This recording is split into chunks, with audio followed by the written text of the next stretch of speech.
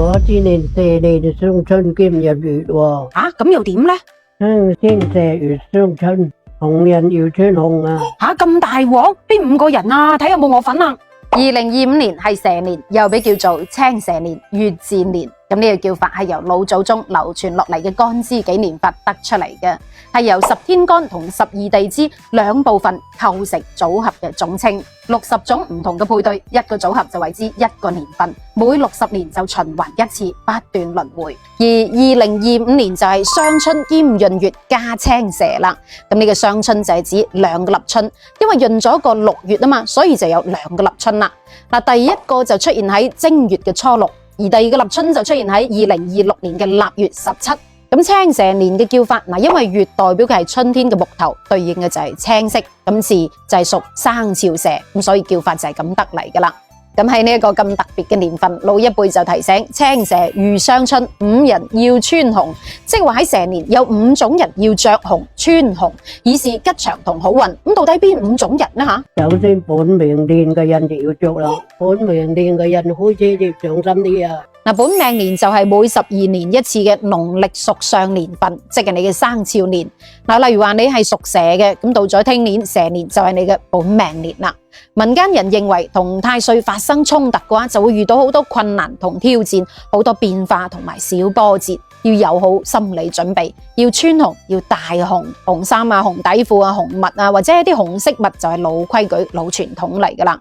因為紅色喺傳統文化入邊象徵嘅喜慶同好運，紅紅火火。咁你見到大時大節啊、過年啊、喜事啊、好事啊，都係有紅色嘅，象徵可以消災避禍，可以帶嚟喜慶，可以帶嚟幸福平安咁話。咁而紅衣物代表嘅就係陽光嘅照耀，可以驅散陰暗同寒冷。老一輩人認為可以抵禦一啲唔好嘅嘢，令到啲好嘅事多羅羅咁話。所以屬蛇嘅朋友仔喺過年嘅時候，不妨着翻一啲紅啦。咁又唔使話成身上下着到成個利是封咁嘅，只要有一點紅就得噶啦。亦都唔使話日日都着嘅。咁逢一啲大時大節啊，又或者一啲特殊嘅節日着就可以噶啦。咁第二個又邊個要穿紅呢？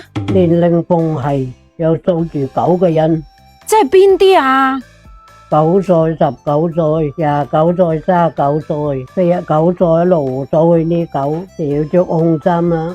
喺傳統文化入邊，數字9就被視為係陽數嘅頂峰，代表嘅係至陽、至高無上。例如話皇帝被尊稱為95至尊，代表嘅係至高無上嘅權力同埋地位。咁九九歸一就表示事物發生到嘅頂端，又會回歸到原本。9係老陽之數，物極必反，到頂峰嘅時候，咁陽極陰就會發生一啲轉變啦。所以民間人認為逢9年就會遇到啲唔順利啊、厄運啊，反正係唔係咁好嘅嘢。民間仲認為閻王仲會點名啲逢9年嘅人，好似點指兵兵咁，點到邊個就要過關噶啦。所以古人認為逢9年嘅人就要低調行事，要謹言慎行，要避免去啲危險嘅地方，要避免口舌之爭，多啲行善積德。要穿紅啊，要戴紅，寓意就係嚟緊新嘅一年，可以家庭同事業都可以紅紅火火，事業蒸蒸日上，身體健康咁話。咁呢個年齡嘅9就分2種情況。第一種就係明9，即係話你虛歲嘅年齡，係虛歲下，係剛好帶有9嘅年份，譬如話9歲啊、19歲啊、29歲啊，如此類推。而第二種情況就係暗9，即係你虛歲嘅年齡包含咗9嘅倍數，譬如話18歲啊、27歲啊、36歲啊、45歲啊、54歲，一路數去。咁唔知你今年又係咪逢9呢？評論區打上百無禁忌、大吉大利幾個字啦。咁第3種人呢？豬、馬騮、老虎就要着紅衫啦。除咗本命年之外，同執太歲相沖、相刑、相破、相害嘅生肖都要着紅。